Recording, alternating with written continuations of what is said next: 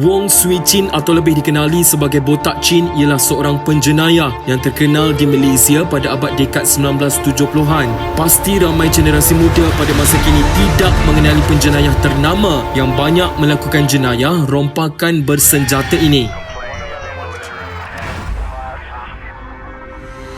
Sudah berapa ramai pegawai dan anggota polis telah terkorban dalam usaha membentras jenayah yang dilakukan oleh Botak Chin yang menjadi perhatian dalam kalangan netizen di negara ini. Botak Chin akhirnya ditangkap dan dipenjarakan serta disabit kesalahan yang membawa hukuman gantung sampai mati. Namun huru-hara yang dicetuskan Botak Chin tidak pernah berakhir walaupun sudah dikurung di sebalik jeriji besi. Botak Chin mempunyai sasaran yang baru sebelum suspek ke tali gantung, iaitu mahu mencetuskan huru-hara dan membunuh sekurang-kurangnya 2 orang anggota atau pegawai penjara. Warden dan kaki tangan penjara Pudu merupakan kerja yang sangat berisiko kerana dikelilingi penjenayah yang berbahaya seperti perompak, pembunuh, perogol dan komunis. Pada 1 Januari 1998, terjadinya satu peristiwa yang cukup diingati pegawai penjara ketika itu. Turedi Abdullah difahamkan bergelut dengan Botak Chin sehingga kedua-duanya cedera parah.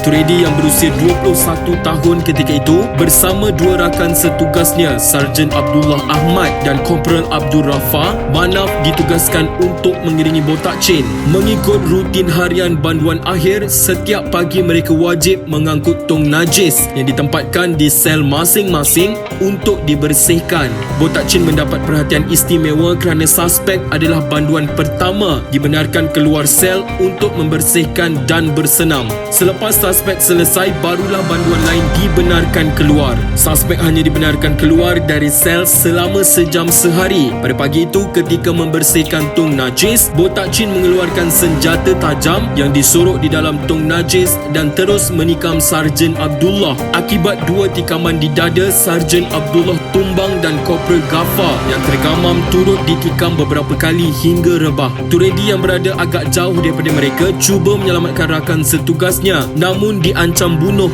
oleh Botak Chin. Turedi yang mempunyai sikit ilmu persilatan cuba mengelak serangan Botak Chin. Turedi nampak penyapu mop lantai lalu menggunakan sebagai senjata untuk mempertahankan diri. Turedi dapat mengesan dan menyerang bahagian kelemahan Botak Chin, iaitu di bahagian tangan kiri serta mencederakan kepalanya. Ketika cuba membantu Sarjan Abdullah, Turedi ditikam di bahagian belakang oleh Botak Chin yang berpura-pura pengsan. Turedi cuba untuk melarikan diri dengan merangkak hampir 100 meter hingga ke pos pengawal berdekatan. Pasukan bantuan kemudiannya menyerbu bilik air tersebut untuk menyelamatkan rakan mereka dan menahan semula Botak Chin. 3 pegawai penjara dan Botak Chin dibawa ke hospital untuk rawatan susulan. Selepas Botak Chin ditahan semula, Turedi menerima ugutan bunuh dari pengikut Botak Chin. Untuk keselamatan Turedi, suspek tidak dibenarkan keluar dari kompleks penjara selama beberapa bulan. Begitulah kisah mengenai penjenayah yang paling ganas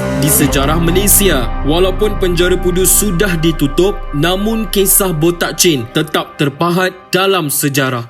Kes selesai.